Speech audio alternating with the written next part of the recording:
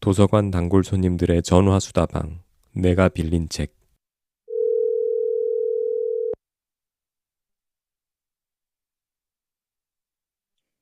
안녕하십니까. 내가 빌린 책 캐나다 특파원 김민식입니다.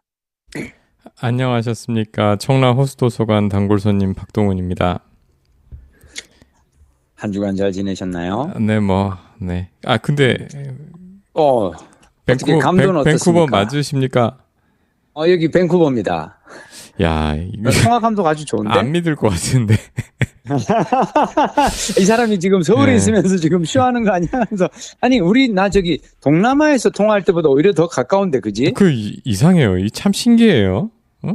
아니, 지구 그게, 반대편인데 어떻게 이렇게 지구 반대편이고 지금 한국은 지연도 몇 시입니까? 없고, 지금 밤 9시 20분이고요. 여기는 새벽 5시 20분. 네. 밴쿠버죠? 밴쿠버인데 네. 내 생각은 그래. 우리가 왜 저기 동남아에서 베트남이나 이런 데서 통화할 때보다 여기가 훨씬 감도가 좋은 거는 그냥 중간에 딱 이 태평양을 가로지르는 해저 케이블 딱 하나만 지나가기 때문 아닐까? 다른 데는 막 여기저기 기지국을 거치는데 여기는 깔끔하게 하여튼 통화 감도가 나도 지금 듣고 깜짝 놀랐네. 정말 통화 감도가 좋군요. 좋습니다. 좋아요. 잠깐만. 근데 제가 지금 일반 전화번호, 여기 서울 번호로 걸었잖아요. 예. 뭐 항상 외국 가실 때 그랬지만, 그죠? 우리나라에 로밍하고 있는, 나오니까. 예, 이거 저기 요금 따로 추가되는 거 없으신 거죠? 없죠. 네. 나도 딴 거 없죠? 없죠. 괜히 그랬잖아, 부담되네. 이제까지. 괜히 부담되네, 부담되지? 갑자기. 근데 네. 우리 박동 부장님하고 나하고 지금 이렇게 이걸 한 지 벌써 몇 년 돼 가는데 네. 그동안 국제 통화료 나온 적 없잖아. 그러긴 나는 네네. 로밍. 근데 나는 항상 느끼는 건데 해외 여행 다니기는 참 정말 좋아진 시절이라는 게 로밍 요금도 예전보다 훨씬 더 싸졌고, 그죠? 옛날에는 참 국제 전화비 엄청 비싸고 그랬는데 이젠 뭐 그런 부담도 없고. 지금 쓰시는 게 SK인가요? KT인가요? 저는 LG U 플러스의 알뜰폰 쓰고 있습니다. LG U 플러스의 알뜰폰인데도 이런 로밍이 있어요? 있어요. 이거 얼마죠?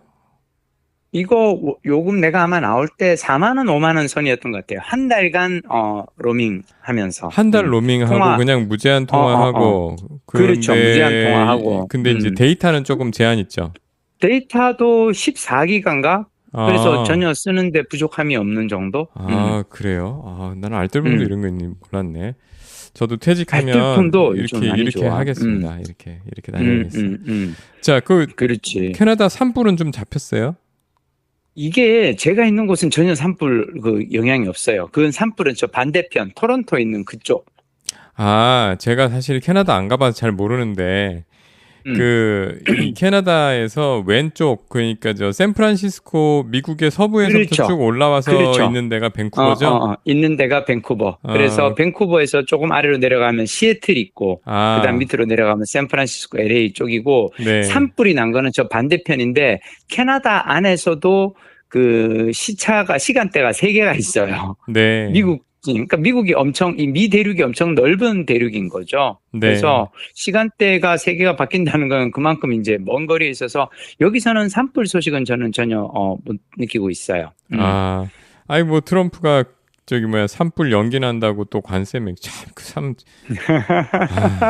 보다 처음 봤어, 진짜. 나는 트럼프는 이번에 그 월드컵 결승에서 그 우승 트로피 받는 그 스페인 선수들 옆에 이렇게 가서 뻘쭘하게 서 있는 것도 그렇고 그 양반은 진짜 희한한 사람이야. 근데 희한한 게 좀 심각하게 이거 현대판 히틀러가 되지 않을까 걱정이에요. 하는 짓이. 그리고 많은 나라들이 그 앞에서 숨죽이고 있다는 것도 참 볼썽사납고. 그리고 그렇죠. 이란과의 그 전쟁을 갖다가 그렇게 어이없이 시작해놓고 지금 끝도 못 내고 지금 저렇게 지금 무책임하게 지금 온 세계 경제에 영향을 미치고 있다는 것도 그렇고. 그러면 과연 트럼프가 정리되고 나서 정권이 바뀌고 나서 이 사람의 죄를 단죄할 수가 있을까요? 그게 대체 쉽지가 않을 미국이란 것 나라 같은데요. 수준이 어떻게 되나 한번 봅시다. 예, 봅시다. 자, 봅시다. 밴쿠버는 그래, 그래도 여행의 목적이 있으실 거 아니에요. 제가 그냥 생각해 보니까 네. 제가 이번에 캐나다 온 게 30년 만에 세 번째 온 캐나다거든요. 그러니까 두 번은 30년 전에 오셨어요. 그러니까 되게 재밌는 게 1996년에 한 번 왔고 2010년에 한 번 왔고 지금 2026년에 온 거죠.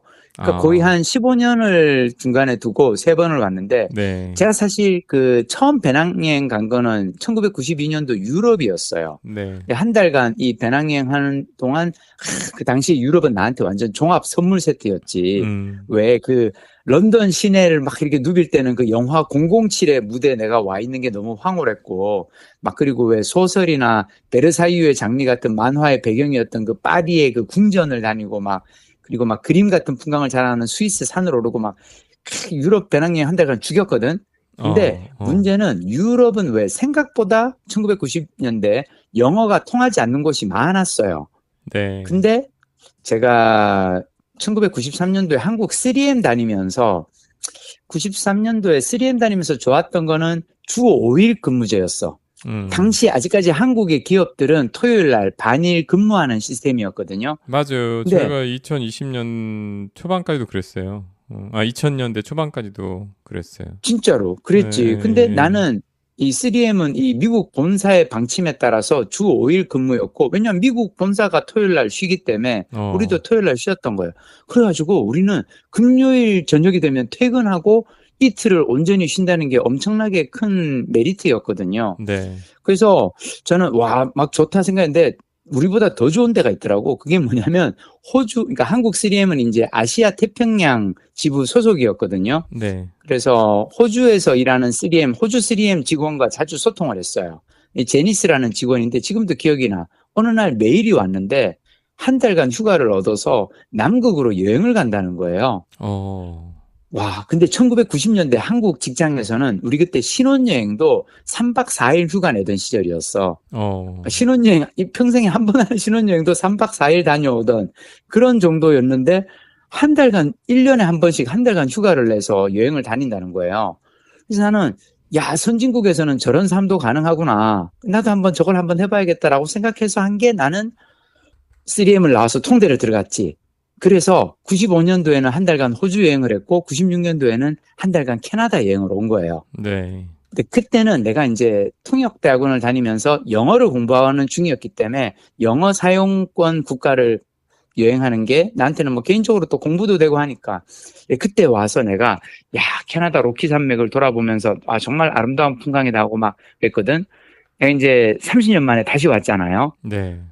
다시 와서 느낀 게 있어요. 제가 예전에 그러니까 1990년대나 또는 2010년에 제가 여기 와서 내가 느꼈던 건 뭐냐면 한국은 재미있는 지옥, 여기는 재미없는 천국, 약간 그런 생각이 있었거든. 네. 그때 그런 얘기들 많이 했어. 왜 이쪽은 약간 좀 심심하긴 하지만 그래도 여기는 천국 같은 삶이고, 이번에 와서는 조금 내가 바뀌었어요. 그 바뀐 얘기를 오늘 좀 해볼까 하는데, 네. 자세하게 해볼까 하는데, 제가 중간에 2010년도에도 여기 내주의 여왕이라는 드라마 끝나고 한 달간 휴가를 얻어서 캐나다에 온 적이 있거든요. 네. 근데 그때 왔었던 이유는 뭐냐면, 제 여동생이 1996년도에 캐나다에서 어학연수를 하고 있었어요. 네. 그 시절에 90년대 이 대학 졸업한 관연한 딸을 이제 어학연수를 부모님께서 보내신 이유는 뭐냐면, 일단 나를 보고 영어를 하는 것이 이제 취업에 되게 도움이 된다고 생각하신 거지. 그래서 동생의 영어 공부에도 투자를 하셨는데, 동생은 그때 여기 캐나다 어학연수 왔다가 캐나다에 홀딱 반한 거예요.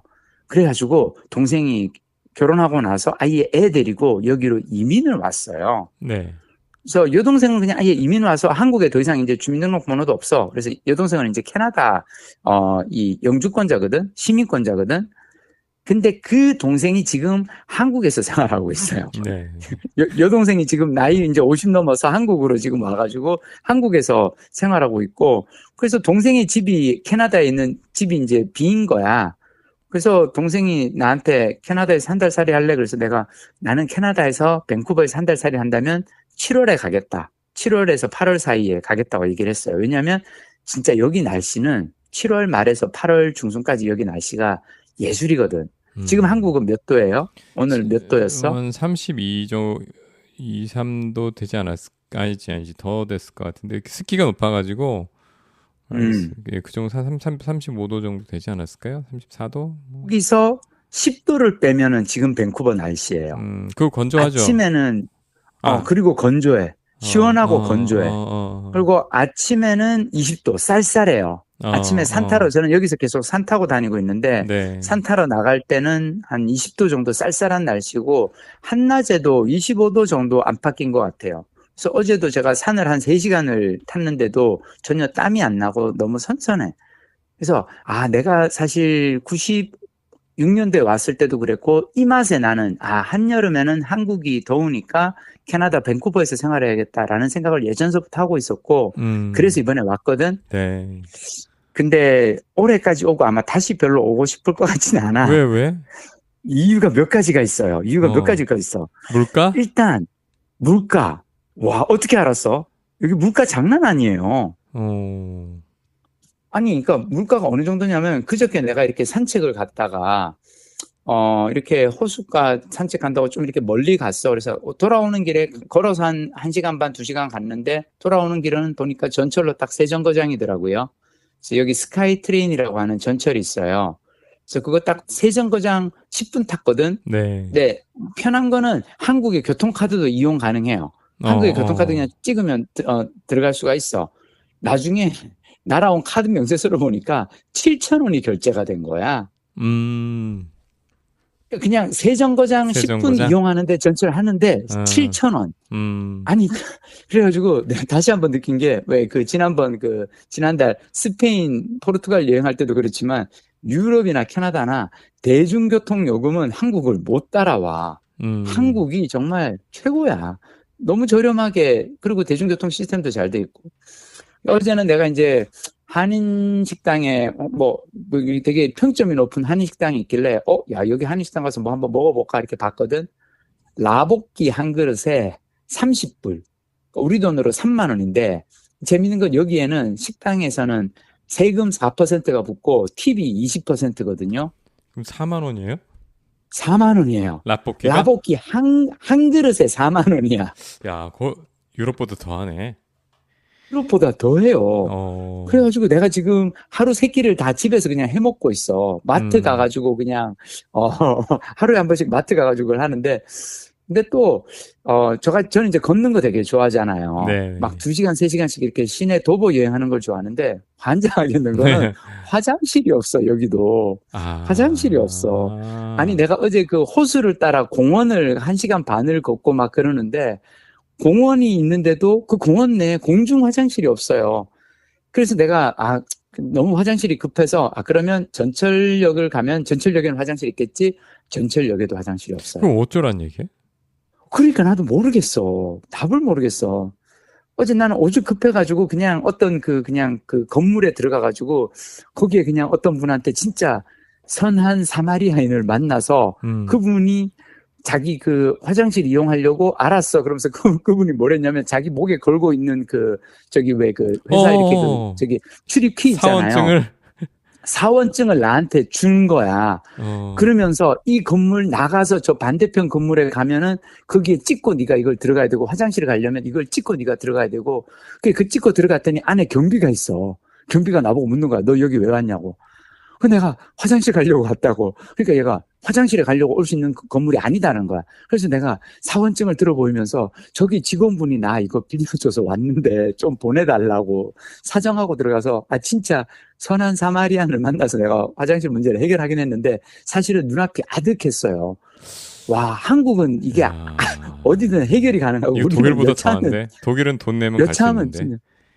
그 유료 화장실이 없어. 몰라. 아직은 내가 며칠 안 있어봐서 그런데 그 돈이라도 내고 들어갔으면 좋겠어. 야, 그래가지고 내가 보고 또 이렇게 지나가다가 뭐 이렇게 부동산 뭐 이렇게 안내문 있잖아요. 네, 건물에 이렇게 네. 부동산 사무실에 있는데 내 눈을 의심했어.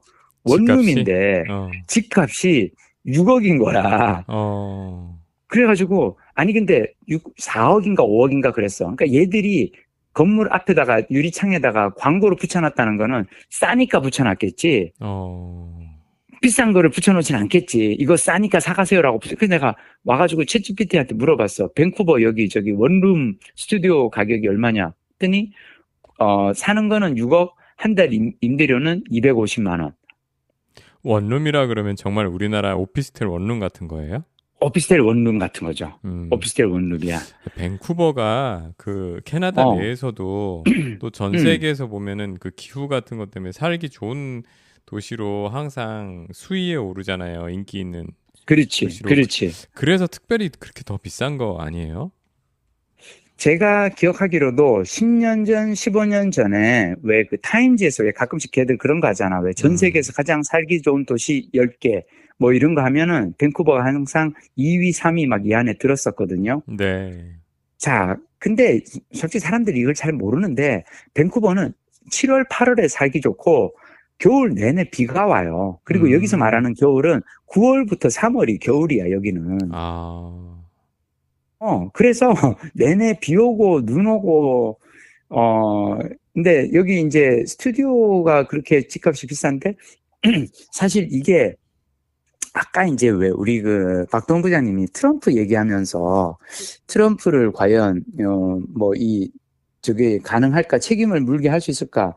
나는 그게 되게 어려울 거라고 생각하는 이유는 뭐냐면, 트럼프를 지지하는 미국 시민들이 있잖아요. 네. 트럼프가 그냥 당선이 된 게 아니야. 그리고 사람들이 정말 오해를 하는 게, 이해를 못 하는 게, 히틀러는 민주적인 선거 절차를 통해서 압도적인 표를 얻어서 당선된 대통령이 히틀러였거든. 그러니까 나는 그러니까 캐나다에 되게 지금 재밌는 게, 내가 지금 있는 곳 근처에 아파트 건설이 엄청나게 많아요. 네. 근데 원래 캐나다 사람들은 아파트에서 안 살고 싱글 하우스에서 살거든요. 네. 내가 이렇게 다니면서 동네에서 보는 싱글 하우스에 여기는 집이 일단 커. 집도 크고 차도 크고, 와, 어제 내가 저기 그 등산하다가 가끔씩 개를 만나잖아요. 그러니까 사람들이 이렇게 개 끌고 등산 오잖아. 네. 와, 내가 한국에서는 한 번도 보지 못한 사이즈의 개들을 만나요. 그러니까 여기는 큰 집, 큰 차, 큰 개. 진짜로.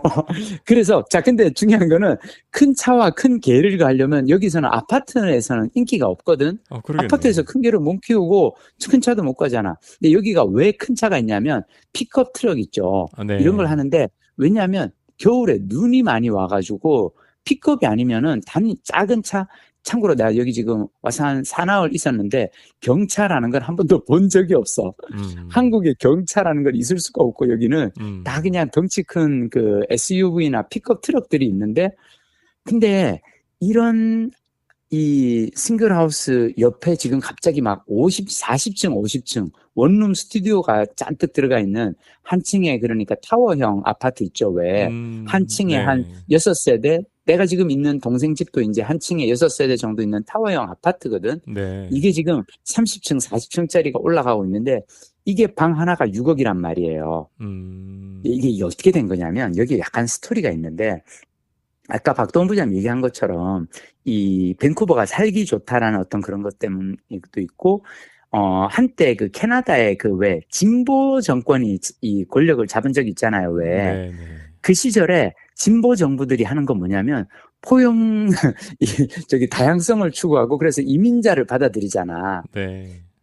그래서 그때 엄청나게 많이 쏟아져 들어온 이민자들이 홍콩에서 왔어요. 아, 그때 또 홍콩 그 중국 반환 왜냐하면 문제랑 홍콩은 중국 반환하면서 그렇지. 그리고 영국 애들이 왜 이 100년 전에 했던 그 홍콩 임차 계약에 따라서 100년 만에 돌려줬단 말이야. 네. 근데 돌려주고 났더니 홍콩 살고 있던 홍콩 사람들은 뭐라 그랬냐면, 야, 우리 이제까지 니들 그 영국 식민지라고 생각해서 여기서 살고 있었는데 갑자기 지금 중국에 지금 이 공산주의 국가, 사회주의 국가 체제로 지금 가지 않느냐. 홍콩 사람들이 난리가 났지. 그리고 실제로 그 이후에 홍콩에서 왜 우산혁명이라든지 중국 그 체제에 반대하는 어떤 그 이 물결이 일어났고, 자, 이 사람들이 우리 이민 갈래라고 했을 때 많이 받아준 게 캐나다예요. 왜냐하면 캐나다는 그래도 의리가 있었던 거야. 같은 영연방, 커먼웰스라 그러잖아요. 네. 이 영연방 국가잖아. 참고로 이 영연방 국가들이 재밌는 게 뭔지 알아요? 얘들이 다른 세계 그 어떤 나라에서도 하지 않는 운동을 합니다. 그 외에 그렇지. 크로켓. 크로켓. 그러니까 약간 그 특이한 운동인데 그거 외에 다른 나라에서는 아무데도 안 하거든. 근데 그 호주, 캐나다, 영국 이 영국의 식민지였던 나라들이 자기들끼리 모여가지고 열심히 그 운동을 해. 럭비도 아마 할 거예요. 그렇지, 럭비도 맞아. 맞아. 맞아. 걔네들끼리 리그전이 있어. 다른 나라 애들은 아무도 관심이 없는데 자기들. 나는 되게 재밌는 게 왜 미국은 영국과 전쟁을 해서 독립전쟁을 통해서 영국 식민지에서 해방이 된 나라잖아요. 네. 그래서 미국은 약간 영국에 대한 그게 있는데 캐나다나 호주는 여전히 호의적이야. 그래서 왜 영국에서 왕실에서 새로운 왕이 한번 이렇게 즉위하면은 한 바퀴 돌죠. 옛날 식민지들 한 바퀴 돌잖아. 맞아, 호주, 캐나다, 맞아. 뉴질랜드 한 바퀴 다 돌아. 그래서 왜 뉴질랜드도 되게 영국에 대해서는 호의적이잖아. 맞아요. 그러다 보니까 홍콩 사람들이 안 된 거야. 그래서 캐나다에서 홍콩이 많이 받았거든요. 근데 또 홍콩에서 가깝기는 또 이제 밴쿠버가 가깝고 늘 더운 쪄죽을 것 같은 그 홍콩에서만 살던 사람들이 밴쿠버 보니까 너무 좋은 거지. 그래서 고향에 있는 다른 사람들한테 야, 와. 그래서 다 같이 홍콩 사람들이 돈을 싸들고 밴쿠버로 왔어. 그래서 밴쿠버의 부동산 시장이 팍 오른 거예요. 자, 근데 홍콩 사람들은 어차피 홍콩에서 좁은 아파트 살았잖아. 네.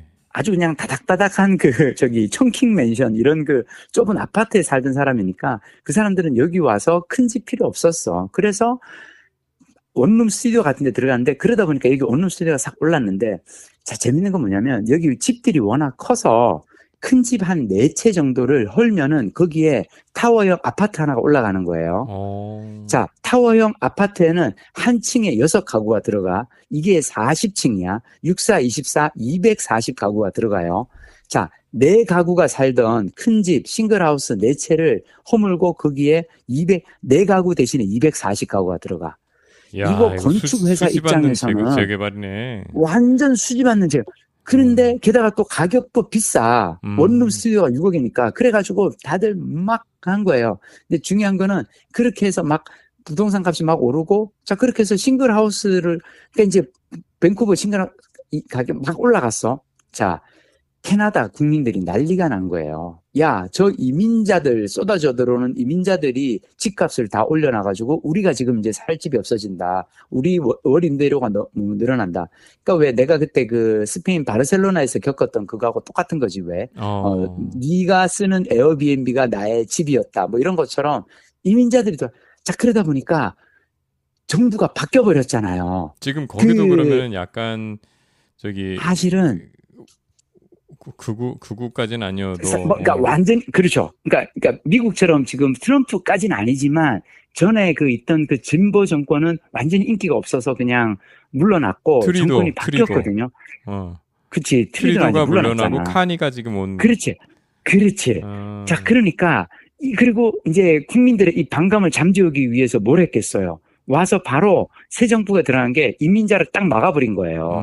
그래서 2010년, 2020년 사이에는 이민자를 많이 대폭 받아들이다가 그걸 딱 이제 막아버렸어. 자, 그러고 나니까 문제는 뭐냐면 지금 내가 있는 곳 근처에도 아파트가 한 3동, 4동 정도가 지금 건설 중에 있거든. 40층, 30층, 40층, 고층 아파트, 스튜디오형, 이 타워형 아파트들이 아파트를, 집값이 올라간 걸 보고 공급이 늘었는데 아파트가 이번에 다시 또 폭락하기 시작한 거야. 그래, 그 얘기도 있더라고요. 그렇게 막 고공행진하던 집값이 폭락한다. 지금 캐나다의 그건 뭐냐면 몇 년 전까지는 너무 올라서 문제였고 지금은 또 폭락해서 문제인데 왜 이게 또 폭락해서 문제냐면 난 항상 느끼는 게 폭락하면 자산 시장이 이게 내려가니까 또 부동산을 가지고 있는 사람들 입장에서는 또 이게 또 불만이 또 나오는 거지. 나는 그래서 항상 느끼는 건데 우리나라도 그렇지만 어디든 이 부동산 문제는 참 어렵구나. 인간의 이 욕망을 갖다가 하는 그게. 근데 제일 지금 내가 느끼는 건 뭐냐면, 그러니까 나는 지금 와서, 그러니까 저기를 이제 한번 가보려고, 예전에 이제 와서 좋았던 캐나다 로키 산맥을 한번 또 가보려고 했는데, 참고로 이번 여행 제가 한 달 동안 밴쿠버 있으면서, 다른 도시 안 갈 것 같아요. 캐나다로 그렇게 네. 못 가요. 왜요? 왜냐하면 음. 1박 숙박료가 방 하나가 하루에 50만 원에서 100만 원 사이야. 그 캠핑 하시면 되잖아요. 캐나다 로키 캠핑 이런 거 원래 그런 거 많던데 그런 책도 보면 여행 책도 보면 다 그런 거던데. 근데, 음. 몰라. 내가 이제 나이가 60 다 돼가니까 나는 이제는 캠핑이나, 도미토리 이런 데서 나는 못 자겠어. 지난번에 내가 포르투갈 리스본에서 좀 허한 숙소에서 한번 잤다가 내가 식겁하고 난 다음에, 이제 그냥, 좋은 데서 그냥, 적어도 화장실은 있는 데서 자자는 게 이제, 그리고, 공용 화장실도 나는 이제 불편해서 못 쓰겠더라니까. 그래서 이번 여행에서 이제 깨달은 게, 그리고 지금 내가 한국 이제 떠나서 여기 캐나다 와 있는 동안 문자가 계속 오잖아요. 한국에서. 네, 네. 이를테면 내가 되게 좋아하는 이 작가 중에 나는 배순탁 작가 되게 좋아하거든. 네. 라디오 이제 백캠 백캠 음악 작가?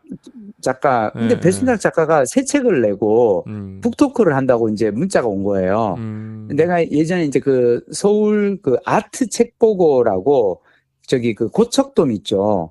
야구장. 고척돔 거기에 이 밑에 위에는 야구 경기장이고 그 아래에 있는 여러 시설 중 하나가 이제 아트 책 보고라고 하는 그 시설이 있거든. 책방이 있는데 거기에서 북토크 한다고 또 연락이 오고, 그리고 또 북촌 가이에서 토요일 날 또 디스코 댄스 파티 하니까, 레이브 파티 하니까 춤추러 오라고 연락이 오고, 근데 나는 밴쿠버에서는 할 게 하나도 없는 거야.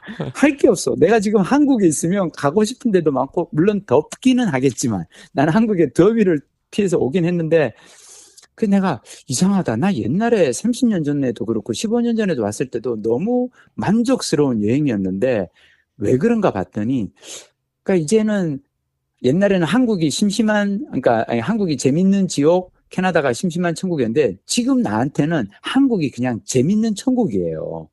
한국이 그러니까 재밌는 천국이야. 저도 이번에 독일 가서 느낀 거지만 우리가 날씨 기후만 좀 어떻게 잡으면 더 바랄 게 없겠다. 더 바랄 게 없어. 워낙 우리가 예전에 선망했던 대상들이 소위 이제 날씨 빼고는 별로 볼 게 없는, 우리보다 나을 게 맞아. 없는 사회가 돼버렸기 때문에 저도 독일 이번에 97년에 가고 2006년에 가고 그리고 20년 만에 간 건데 아마 비슷한 이유들로 많이 실망했잖아. 많이 실망했죠. 우리 박 부장님 많이 실망했잖아. 그래서 지금 화장실도 힘드셨고 물가도 힘드시고 또 그치. 다이나믹한 일상이 아니라서 또 그것도 힘드시고 아니니까. 또 뭐가 있어요. 여기서 아프면 큰일 나. 아프면. 그치. 캐나다에서 아프면 큰일 나요. 캐나다에서 아프면 큰일 나지. 캐나다뿐만 아니고 한국 떠나서 아프면 큰일 나. 저 그런 분도 봤어요. 조기 유학 간 중학생인가? 이 친구가 축구하다가 팔이 부러졌는데 현지에서 제때 치료가 안 돼가지고 비행기 타고 급히 오는 것도 봤어요. 그분은 그래도 한국으로 비행기 타고 오니까 좀 괜찮지. 제가 최근에 이제 어떤 읽은 글에서, 그러니까 우리가 왜 미국의 샌프란시스코 막 이런 데 가면은 노숙자들 있잖아요. 네. 그러면 이제 어떤 분이 글을 썼는데 한국 사람들이 그 노숙자에 대해서 오해하는 게 있다. 그 노숙자들이 이를테면 인생을 방만하게 살아서 이를테면 알코올 중독이라든지 뭐 마약 중독이라든지 그런 분들도 있죠. 없지는 않아. 알코올 중독이나 왜 마약 중독의 끝에 가서는 결국은 노숙자로 이제 이게 되니까. 근데 어떤 케이스들이 있냐면 그냥 직장 잘 다녀. 건실한 직장인이야. 근데 어느 날 갑자기 직장에서 구조조정 돼가지고 나가라 그런단 말이에요. 근데 왜 미국에서는 구조조정이 되게 쉽잖아요. 네. 해고가 되게 쉽잖아. 그래서 직장에서 잘려서 나왔어. 근데 한 6개월 정도 지나는 동안 직장에서 제공하던 의료보험이 없어졌어. 근데 의료보험을 그래서 다음 직장 얻어서 의료보험 구해야지라고 했는데 다음 직장을 아직 못 구한 상황에서 갑자기 이렇게 아파. 그래가지고 병원에 가서 뭘 했는데 뭐 이렇다면 잠깐 쓰러졌다가 병원에 가서 무슨 간단한 무슨 수술을 받거나 뭘 했는데 몇 억이 나와. 그러면 그동안 모아놓은 돈 싹 다 날리고 노숙자가 된다는 거예요. 맞아요. 그런 말도 들었어요. 그러니까 그냥 의료 멀쩡하게 파산. 살다가도 의료 파산이 너무 미국에서는 이제 빈번한 일인 거야. 그래서 한국이 아무리 생각해도 그래서 나는 이게 왜 그런가 봤더니 그냥 지난 30년 사이에 한국이 너무 빠른 속도로 발전을 한 거야. 그래서 다른 나라들은 내가 보기에 다른 나라들이 퇴화했다고 생각하진 않아. 그냥 정체된 거고. 근데 우리가 또 왜 한국에서 여기를 해외를 오면은 그러니까 유럽이나 미국, 캐나다 이런 데서 반이민 정서가 있잖아요. 네. 근데 그 반이민 정서는 생각해 보면 어떻게 보면 진짜 가난한 사람들 있잖아, 왜. 네. 가난한 나라에서 먹고 살기 위해서, 그게 남미가 됐건 아프리카가 됐건, 그런 데서 가서 그 사람들은 진짜 막 그 험한 일 하면서, 육체노동 하면서 현지에서 어떻게든 살잖아. 근데 왜 시리아나 이런 전쟁 난 나라보다는 그래도 살기 위해서는 그런 나라로 가야 되니까. 근데 문제는 우리가 한국에서 가서 그리로 가도 우리는 똑같은 유색인종 취급을 당한다는 게 난 이게 좀 안타깝다는 거지.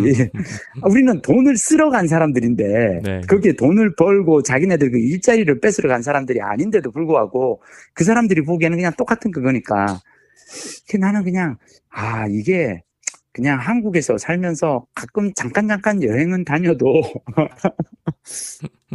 근데 뭐 제가 사실은 아직 온 지 며칠 안 됐고 그리고 제가 이제는 나이가 들어서 그런지 이게 시차 적응이 쉽지가 않네. 그러니까 내가 유럽에서 한국으로 오면서 7월 초에 시차 적응하느라고 한번 고생을 했는데 다시 또 캐나다로 반대편으로 또 오니까 그래서 아직 조금 제대로 못 다녀서 제가 한 일주일 동안 조금 더 열심히 다니고 다시 조금 더 정제된 의견을 캐나다 생활에 대한 의견을 한번 나누도록 하겠습니다.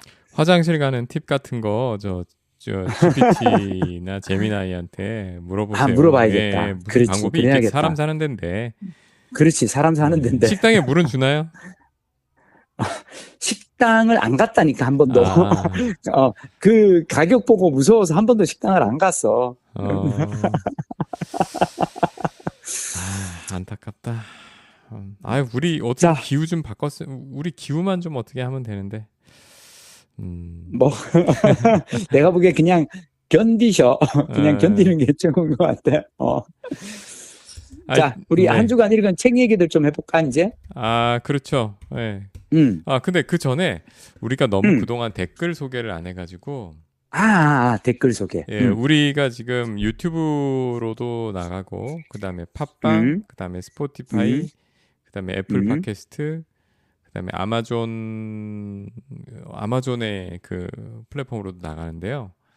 그 중에서 이제 많이 들으시는 곳 요 네 군데 애플, 유튜브, 스포티파이, 팟빵에 그동안 올려주신 댓글들 있으셔서 소개해 주세요. 아는 사람님 우리 팟빵에 남겨주신 호프 얘기 남겨주셨군요. 호프. 극찬했다고 호프 봐야겠다고. 그리고 이제 그렇군요. 또 이렇게 주식 파는 게 어렵다는 거 지난번에 얘기 우리 있었는데. 그렇지. 이분도 역시 분할 매도 계획 세웠는데 조금만 하다가 결국 지금까지 왔다고. 욕심을 내려놓는 연습해야겠다고. 또 응원도 더위 지치지 말라고 응원 말씀 주셨고요. 그리고 참 유튜브에 보니까 네네.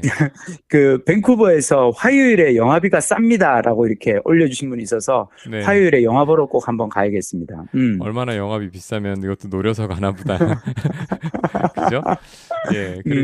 그리고 또 또 바르셀로나 우리 또 제가 지난번에 독일 공항 프랑크푸르트 공항에서 어려운 일 겪었다는 말씀 들으시고 바르셀로나 공항 출국 때도 면세 구역 내에서 여권 검사해서 그랬다는 말씀도 남겨주셨고요. 그 스페인 여행에서 그 팁 같은 것도 좀 남겨주셨어요. 남겨주신 분들도 있군요. 그래서 속꼬리찜 저렴해서 먹을만하다. 점심 메뉴는 델 디아를 주로 이용했다라고 하시면 델 디아가 뭐예요? 근데? 델 디아가 디아가 점심은 메뉴 델 디아? 아, 이게 무슨, 그 디아가 슈퍼마켓 체인이에요. 근데 스페인 슈퍼체인 어디든 가면 있고, 말씀하셨구나. 맞아요. 거기에서 우리나라 마치 그 편의점에 그 도시락 있는 것처럼 네. 그 날 이렇게 그게 있는데 괜찮은 메뉴들이 많았어요. 아, 그 기뻐해라는 아이디를 팟빵에 쓰시고요.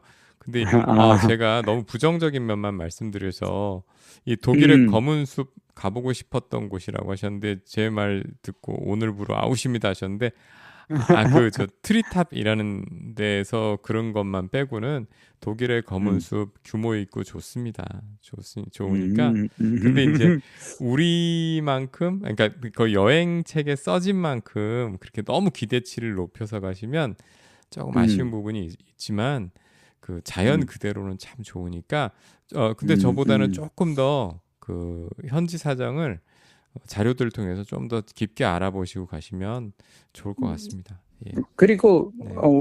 우리 그 방송을 통해서 백신을 한번 세게 맞고 가시는 거니까 가서 이제 미리 한번 좀 이렇게 하고 가시는 거니까 괜찮을 수 있지. 네.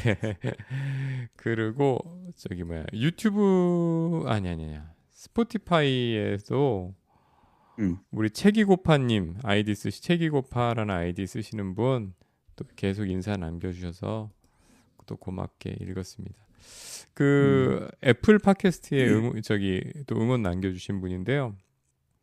이분은 음, 2기 시작 축하해 주시면서 음, 저 이제 청라에 제가 음, 이제 이쪽에 산 갈 데가 없다라고 그랬더니 음, 음, 주말에 가볍게 갈 수 있는 백운산이라는 음. 곳이 있다고. 오, 오, 예, 이게 보니까 운서동, 영종구 운서동 그러니까 그 영종도에 있나 음, 봐요. 예, 거기는 음, 산 하나 소개시켜 주셔서 제가 곧 음, 가보려고 생각하고 있습니다. 그렇지. 우리 이런 추천 되게 좋아. 우리는 네. 산을 그리고 좋아해서 산 또 추천해 주는 거 너무 좋습니다. 여기 글을 남겨주시진 않았지만 저 음. 지인 통해서 그 가수 요조분이 잘 듣고 계신다고. 아, 진짜? 가수 요조 씨가 애청하고 있다고 글 한번 남겨주세요, 요조 씨. 아, 저희가 기술적인 그렇습니다. 문제가 좀 해결이 되면 지금은 사실 음, 저희 녹음기가 전화 한 대밖에 연결이 안 되거든요. 그러니까 우리 음, 김 작가님하고 저하고 전화를 쓰게 되면 음, 다른 분하고 전화 통화를 못해서 우리 음, 그런 연결을 못 하고 있어요. 전화 드려서 음, 말씀 듣고 음, 싶은 분들도 있는데 그래서 음, 기술적인 방법을 좀 찾아내면 우리 둘이 음. 얘기만 할 게 아니라 그 게스트를 게스트를 전화로 한번 모셔서 그런 생각도 괜찮다. 해보려고 이 생각하고 시스템은 있습니다. 재밌을 것 같아. 네네. 그 책 얘기를 그래요. 그래도 또 책 읽을 시간은 많으시겠어요. 밴쿠버에서. 아, 그럼요. 음, 음, 아, 음. 그리고 제가 여행을 참 좋아하는 이유 중 하나는 뭐냐면 여행에서 기다리는 시간이 다 책 읽는 시간이니까. 네네. 참고로 이번에 제가 저기 그 티웨이 타고 왔거든요. 네? 근데 티웨이가 티웨이 캐나다까지 항공, 가요? 티웨이가 캐나다를 오고요. 근데 미주 대륙 중에서는 유일하게 밴쿠버 취항하고 있고 네. 유럽은 꽤 많이 가더라고요. 아, 그래요? 찾아보세요. 유럽은 바르셀로나, 로마, 파리, 저기 뭐야, 자그레브 다 가요. 근데 참고로 제가 이번에 티웨이 타고 오면서 가격도 일단 훨씬 저렴하고 항공권, 그러니까 물론 1년 전에 제가 끊었긴 하지만 작년 가을에 제가 이 표를 예약을 했는데 아주 싸게 그때 끊었던 걸로 기억을 하거든요. 근데 혹시 자리가 더 음. 불편하거나 이러진 않아요? 그러지 않아요. 나 그 얘기를 하려고. 그러니까 어, 티웨이를 타고 오면서 난 되게 만족스러웠던 게 일단 나는 기내식이 일단 두 번이 나와. 그러니까 10시간 비행인데 나는 왜 그 저기 베트남 항공 그 비에젯 같은 저가 항공은 타면은 기내식을 안 주거든. 돈 주고 사 나는 먹잖아요. 주는 라면 사 먹고. 뭐. 근데 나는 아무 생각 없이 5시간 비행이니까 당연히 기내식이 나오는 줄 알고 아무 생각 없이 그냥 탔다가 나중에 돈 받는 걸 알고 에이 젠장 막 그랬는데 두 번 기내식이 나오는데 되게 재밌는 거는 그 기내식이 우리가 왜 대한항공이나 아시아나하고 조금 달라요. 대한항공 아시아나는 어. 왜 그 기내식에 와인도 주고 음료도 주고 여기는 그냥 딱 생수만 줘요. 어. 딱 생수만 주고 밥이 메뉴가 나는 맛있었어. 볶음밥 뭐 김치볶 저기 무슨 저기 뭐야 소고기 볶음밥 뭐 이런 것들 있고 그다음에 저기 비빔밥 있고 막 그랬는데 네. 메뉴가 맛있었는데 나는 왜 이번에 티웨이를 타면서 만족했냐면, 솔직하게. 네. 나는 술, 담배, 커피를 내가 안 하잖아요. 아, 근데 하면은 옆에서 다들 왜 막 와인하고 어떤 사람 왜 맥주 캔으로 막 몇 캔씩 마시고 막 와인 마시고 나는 그런 분들 볼 때마다 에이, 내가 저 양반 술값 내주고 있구만. 라는 생각이 들거든. 티웨이는 어, 가격이 싼데 그런 게 없어. 그러니까 술이라든지 음료 제공이 없어. 생수만 주는데 나는 사실은 밥 먹을 때 생수만 있으면 돼. 밥 먹을 때 나는 콜라 이런 거 안 먹는단 말이야. 나는 특히나 비행기 안에서는 저는 달달한 음료 마셔서는 안 된다고 생각해요. 왜 그러냐면 운동을 못하고 몸을 쓰지를 못하는데 에너지 출력이 없는 상태에서 에너지 입력만 높아지면 안 되거든. 그래서 나는 사실 기내식에서 달콤한 그 초콜릿 같은 거 있잖아요. 왜 후식 디저트 나오잖아요. 난 그거 안 먹거든. 왜냐하면 기내식을 푸짐하게 먹잖아요. 안 좋아요, 실은. 그게 가만히 앉아서 열 몇 시간을 가는 동안 계속 달달한 뭔가만 들어오는 거는 하여튼 그래서 나는 그게 싫은데 티웨이는 달달한 디저트도 없고 청량 음료도 없고 술도 안 줘. 그래가지고 그래 가격이 싼 데서 이게 좋구나. 또 하나 좋은 게 있어. 앞에 TV 화면이 없어. 10시간을 오는데 그거, 영화를 못 봐. 사람들 미칠 것 같은데? 그치. 미치지. 남들은 미칠 거야.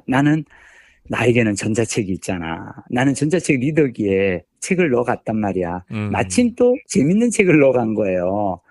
김미경의 플러스 휴먼. 이 책 혹시 알아요? 유튜브에 나와서 말씀하시는 건 들었어요.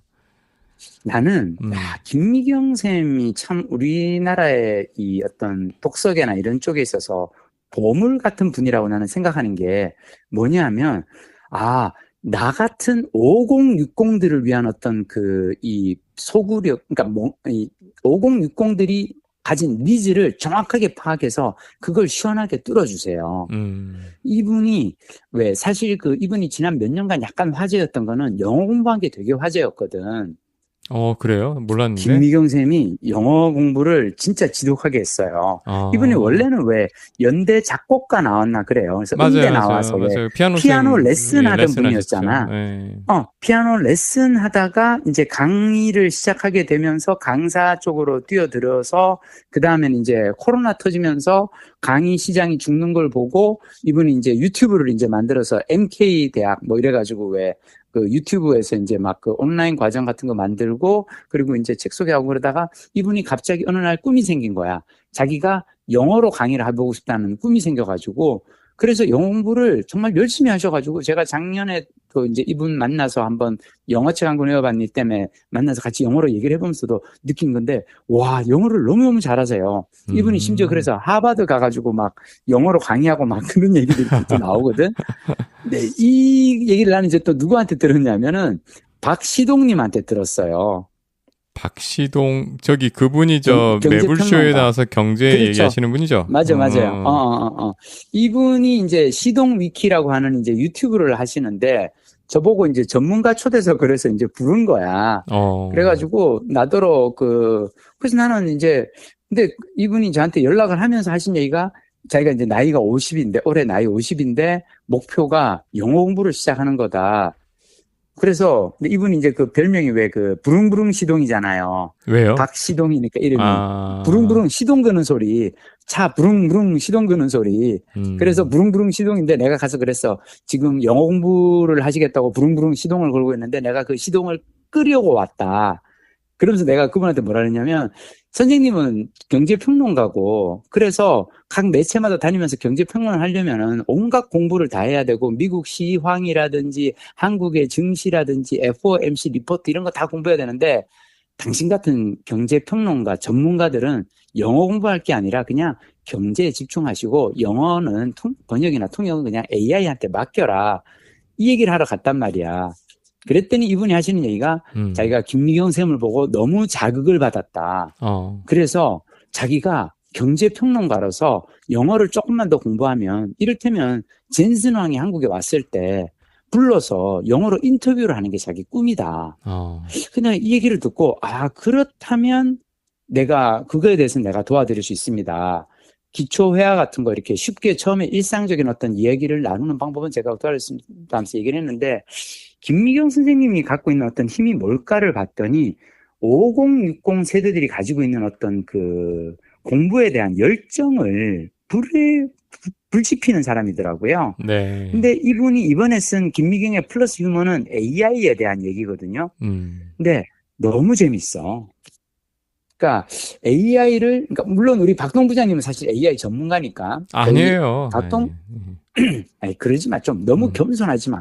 과공비례, 겸손이 지나치면 그것도 예의가 아니다. 아니, 그게 아니라 저는 이제 AI를 초기에 많이 공부를 했지만, 지금은 오히려 이제 굉장히 범용화 됐잖아요. 많은 분들 쓰시고, 특히 젊은 분들이 이제 소위 이제 저는 리서치하거나 뭘 물어보는 거에 집중했다면 이분들은 AI한테 일을 시키는 걸 되게 잘하더라고요. 그 코드도 짜고 이런 거. 그래서 저는 이미 거기서 밀려버렸어요. 그래서 저는 새로 어떻게 좀 뭘 해야 되는데 공부를 좀 해서 나도 일을 시키는 그런 AI 에이전트 쪽에 공부를 해야 되는데 하고 요즘에 좀 많이 반성하고 있는데 저도 그 플러스 휴먼 유튜브에 나와서 말씀하시는 거 들어보니까 김미경 대표뿐 아니라 그 회사 자체가 정말로 AI한테 일을 시키는 거에 굉장히 능숙한 조직이 됐더라고요. 그래서 정말 놀랍다. 이분들은 정말로 남들보다 한 걸음, 두 걸음, 세 걸음 더 적극적으로 들어가서 끝장을 보는 사람들이구나. 놀랐어요. 맞아. 나도 이 책을 이렇게 읽으면서 깨달은 건 뭐냐면, 오히려 이제는 커다란 조직 안에 있는 사람들보다 바깥에 나와서 1인 기업이라든지 아니면 이렇게 소수 한 몇 명이서 하는 어떤 하나의 정확한 목표를 가지고 프로젝트를 하는 조직들이 훨씬 더 AI 적응이 빠르겠구나. 왜냐하면 큰 기업은 정체가 있어요. 맞아요. 내가 아무리 그걸 잘 써도 다른 사람들이 그걸 못 쫓아오기 때문에 AI 그 병목 형상이 있거든. 조직 내에서는. 근데 1인 기업이라든지 이런 쪽에서는 하여튼 엄청나게 그거고 나는 책 읽으면서 되게 재밌었어. 근데 그 중간에 재미난 비유 중 하나가 난 이거였어. 그 에디슨이 상업 발전소를 처음으로 가동시킨 게 1882년이었대요. 네. 근데 전기가 그때 이제 처음으로 세상에 등장했지. 근데 그 전기가 만들어내는 빛과 동력의 혜택을 당시에 누린 것은 극소수의 부자들이었다는 거야. 왜냐하면 발전소를 짓고 전선을 깔고 거대한 공장을 돌리는 인프라를 만들려면 어마어마한 돈이 들었으니까. 그래서 개인은 감히 전기를 소유할 상상조차 하지 못했다는 거야. 그러니까 미국의 일반 가정의 90%의 전기가 보급돼서 일반인들이 혜택을 누리기까지는 60년이 걸렸대요. 네. 근데 나는 이 얘기 들으면서 확 와닿는 게, 왜 내가 5살 때 어머니 따라 어머니가 시골 학교 이제 전근 가셔서 갔다가 그 시골에는 당시 전기가 제대로 보급이 안 돼가지고 호롱불 켜고 살았거든. 그 선마을 선생님이셨어요? 아니, 산골 마을이었어. 산골 마을에. 네. 그래서 내가 그때 그 호롱불에 넘어지는 바람에 턱에 화상 흉터를 입었어요. 내 턱에 있는 흉터가 그거거든. 그러니까 이걸 내가 2010년도에 BBC 프로듀서들 앞에서 한국의 드라마 산업에 대해서 설명을 하면서 내가 이 턱의 흉터를 보여주면서 그 얘기를 했어요. 불과 40년 전까지 내가 사는 마을에 전기가 안 들어와서 우리는 호롱불을 켜고 살았고 나는 그 불에 데어서 이 화상을 입었다. 근데 지금 40년 후 지금 한국은 전 세계에 드라마를 수출할 수 있는 10개 나라 중 하나가 되었다. 이 변화가 어떤 변화인지 알겠느냐. 그때 BBC 프로듀서들이 완전히 뿅한 표정이었거든. 네. 전혀 생각도 못한 이야기일 거 아니야. 그러면서 그러니까 그 친구들이 나한테 물었던 건 그러니까 그 BBC 프로듀서들은 뭐가 억울했냐면은 자기네가 엄청나게 양질의 콘텐츠를 만드는데 왜 동남아 시장에서는 한국 콘텐츠가 영국 콘텐츠보다 더 인기가 있느냐. 이 질문을 나한테 한 거예요. 그래서 내가 얘기를 했지. 동남아가 그 가난한데 한국은 그 가난을 불과 수십 년 전에 같이 겪었다. 그래서 한국 드라마 안에는 여전히 그 가난한 시절의 이야기가 들어가 있고 그 가족주의가 들어가 있고 근데 동남아 사람들이 보기에는 한국의 현재는 그들이 가고 싶은 지향점이다. 여러분들이 만드는 영국의 드라마는 이 아시아적인 정서와는 너무 거리가 먼데 한국은 정서가 맞다. 뭐 이런 얘기를 하여튼 구라를 풀었어. 자, 내가 하고 싶은 얘기는 그게 아니라 자, 전기가 발전되어서 전기가 일반인들에게 보급되기까지 60년이라는 시간의 격차가 존재했는데 네. AI는 아니라는 거죠. 그러니까 첫 챗GPT가 2022년에 나왔는데 2달 만에 사용자 수가 1억이 넘었잖아요. 네.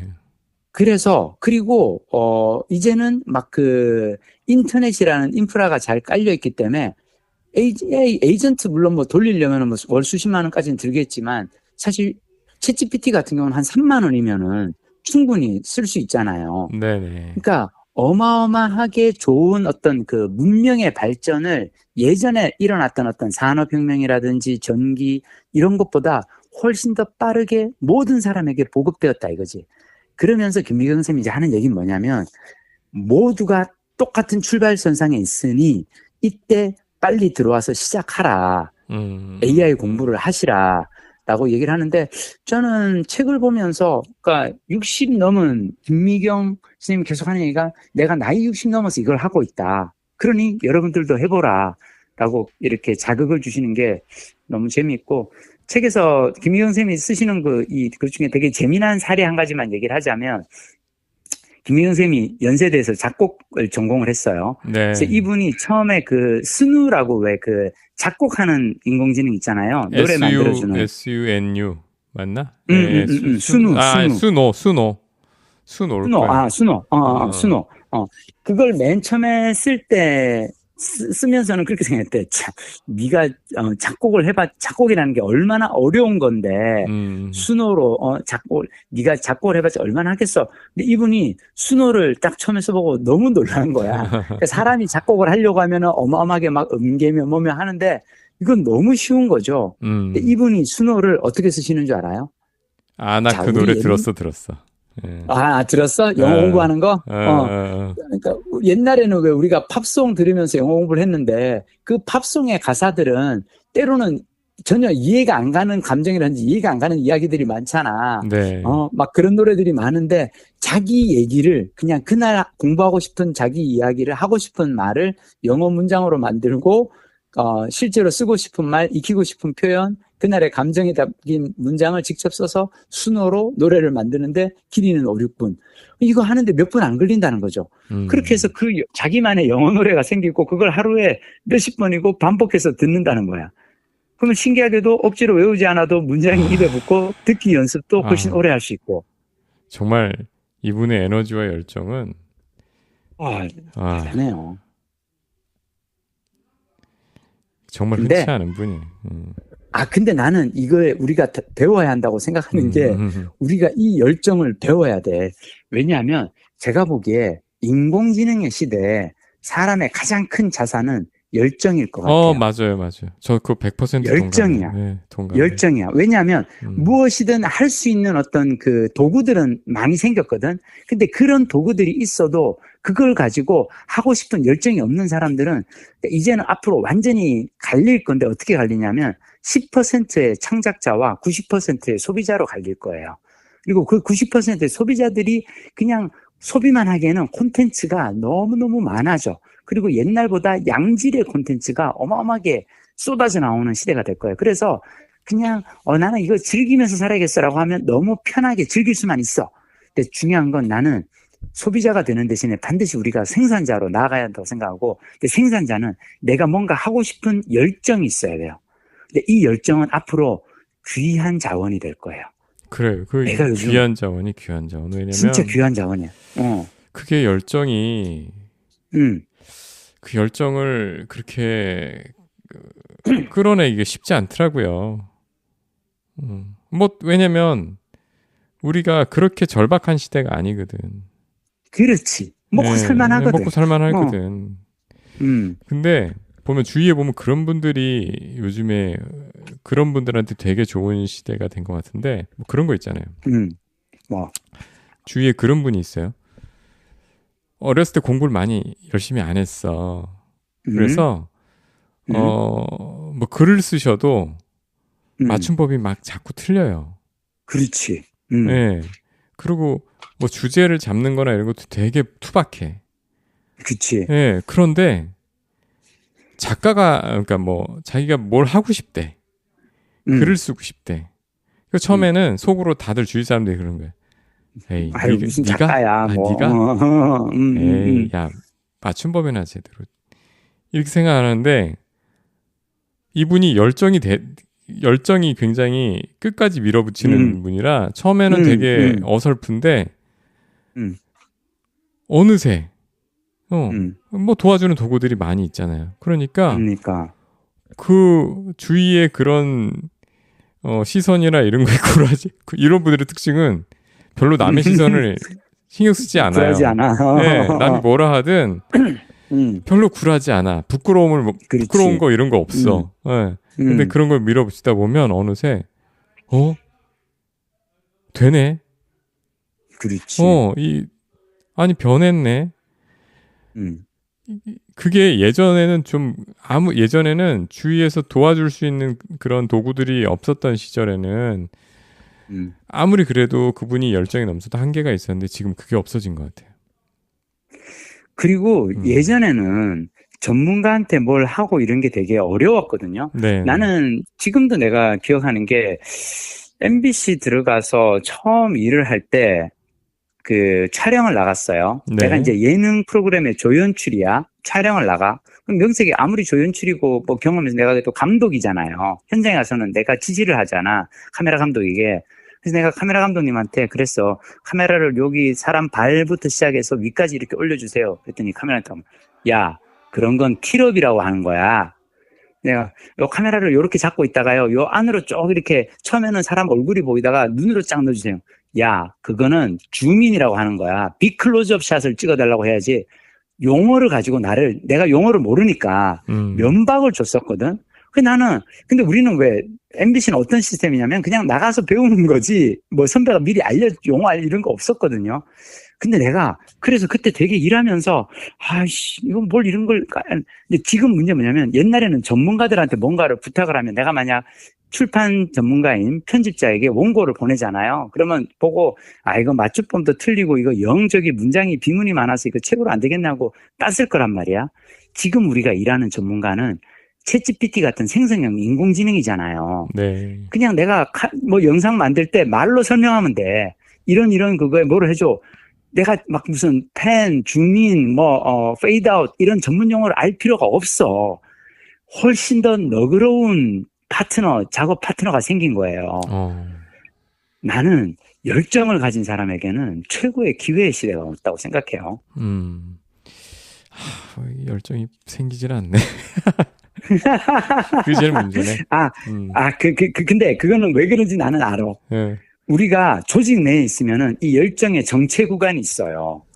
내가 열정을 가지고 뭔가를 일을 했는데 위에서 야야야 하지 마라고 하면은 딱 거기서 병목이 잡히거든. 괜찮아요. 이거를 잘 간직해서 우리에게는 기나긴 노후가 있단 말이야. 60 이후에 30년 동안 그 열정을 열심히 발휘할 수 있어. 그 모범 사례가 김미경 쌤이에요. 김미경 쌤이 나이 60 넘어서 AI라는 도구를 활용해서 인간에서 이분이 자기 스스로 진화하고 있다고 느끼는 거야. 이게 그냥 휴먼이 아니고 플러스 휴먼. 인공지능을 더한 플러스 휴먼으로 나아가고 있는 그 진화 과정을 보여주는 분이 있는데 나는 이분의 책을 읽으면서 우리가 그 열정은 좀 배울 필요가 있다고 생각하고 무엇보다 이런 사례가 있기 때문에 우리도 나중에 60 넘어서 이렇게 살 수 있구나 라고 믿고 우리의 열정을 잘 보존했으면 좋겠어.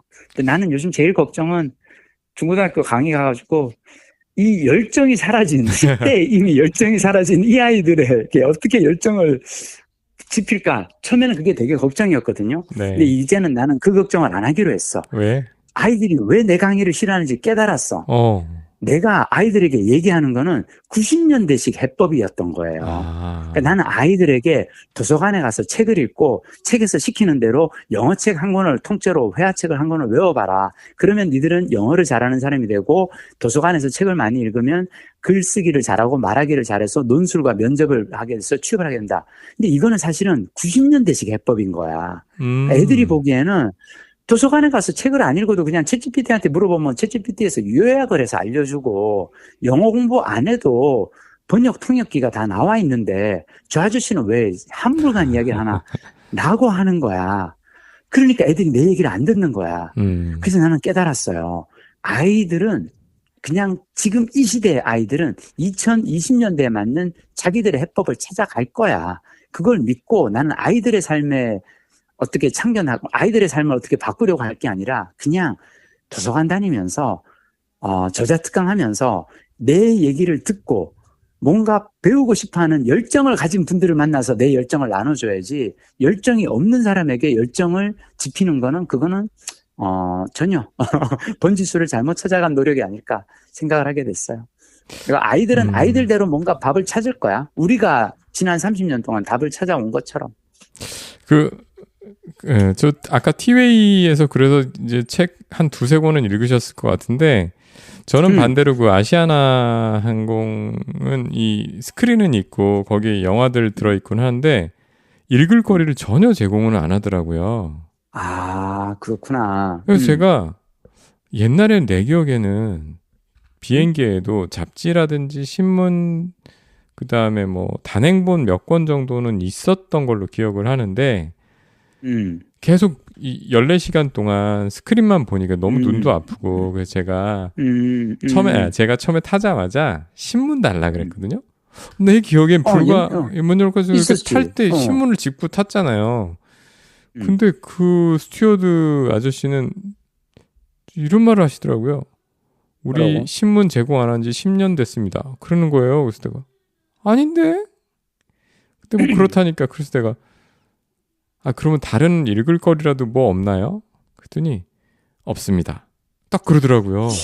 그래서 내가 근데 난 그건 좀 아쉽다. 아니 나는 신문 제공 안 한 지 10년이 됐다 하더라도 그 정보를 꼭 알려줘야 돼? 너 당신 10년 동안 비행기도 안 타봤어? 라고 말하는 거하고 똑같잖아. 똑같은 그렇죠. 말이라도. 그래서 내 기분이 나빴구나. 나쁘지. 그 말은 기분이 나쁜 말이에요. 미안해. 내가 특정 누구를 그걸 하는 게 아니고 나는 사람들한테 말하기의 태도에 대해서 얘기하고 싶은데 똑같은 얘기라도 죄송합니다 손님. 저희가 요즘은 신문을 제공하지 않습니다. 이렇게 얘기를 해야지 10년 전부터 저희는 신문을 무슨 소리야. 나는 불과 작년 재작년에도 나는 어떤 항공사에 따라서는 신문 제공하는 데가 있어요. 그렇죠. 저도 신문 들고 탔거든요. 그거 집어가지고. 그렇지. 분명히 그게 10년 전까지가 아니야. 그래. 그렇지. 이상하다. 그러니까 이게 뭐냐면 그렇다면 우리 회사는 그럼 이 회사가 10년 전부터 안 했던 거고 다른 회사는 여전히 하고 있고 우리는 모르잖아. 내가 TV를 틀면서 이게 KBS인지 MBC인지 모르고 그냥 보고 TV에서 하던 얘긴데요라고 했을 때 우리 방송사에서는 그거 안 한 지 오래됐습니다. 이게 무슨 의미가 있냐고. 나는 근데 이런 얘기 들으면 가끔씩 화가 울컥 나. 왜냐? 똑같은 얘기라도 기분 안 나쁘게 할 수 있는데 그 말은 기분 나쁜 말이에요. 10년 전부터 우리는 안 하는데 당신 비행기 10년 동안 안 타셨군요. 이런 소리잖아. 그래서 미안해. 갑자기 또 아시아나 들으시면 그건 좀 생각해 주셨으면 좋겠어요. 열 몇 시간 동안 화면만 보라고 하는 건 고문이에요. 네. 자, 읽을 거리는 최소한은 좀 제공해 주셔야지. 미리 들고 가야지. 그래서 전자책이든 뭐든 미리 들고 가야지. 그럼 회사를 탓하지 말고. 그 정도면 고지를 사전에 하셨어야죠. 그렇구나. 비행사에서 항공사에서 얼마나 사전 안내 많이 해요. 또 어떻게 뭐 짧은 비행도 아니고 열 몇 시간을 그 어두운 데서 화면만 보면 눈이 얼마나 아프겠어. 그렇게 하라는 건 그거는 얼마나 횡포지. 참고로 난 이번에 티웨이가 참 마음에 들었던. 미안해. 오늘 자꾸 티웨이 선전. 이거 칭찬할 거 칭찬해야지. 티웨이 가서 내가 참 마음에 들었던 거는 그 화면은 없잖아요. 네. 화면은 저가 항공이니까 이 스크린이 없어요. 비행기에 스크린은 없는데 그 자리에 잡지가 있어. 내셔널 그래픽 잡지가 있는 거야. 티웨이가 낫네. 낫네. 나는 내셔널 그래픽 잡지를 되게 좋아한단 말이야. 그래서 봤더니 거기에 이제 뭐 멕시코라든지 다인데 되게 재밌는 게 어느 순간 깨달았어. 이 잡지가 묘하게 안에 들어가 있는 도시들이 있는데 그 도시가 다 티웨이가 취향하는 도시들이라는 그거야. 그러니까 티웨이가 여기도 가고요, 여기도 가고요, 여기도. 너는 티웨이가 이건 되게 잘한 것 같은 게 내셔널 그래픽의 기사를 산 걸 수도 있어요. 근데 그렇잖아. 내셔널 그래픽, 그러니까 티웨이에서 취재하고 뭘 잡지를 만들려고 하면 돈이 들잖아. 그게 아니고 내셔널 그래픽이라고 하는 좋은 잡지가 있고 그 잡지랑 같이 협업을 해가지고 앞면은 내셔널 그래픽인데 뒷면을 봤더니 티웨이 항공사 그 비행기 안에 기내식 잡지인 거예요.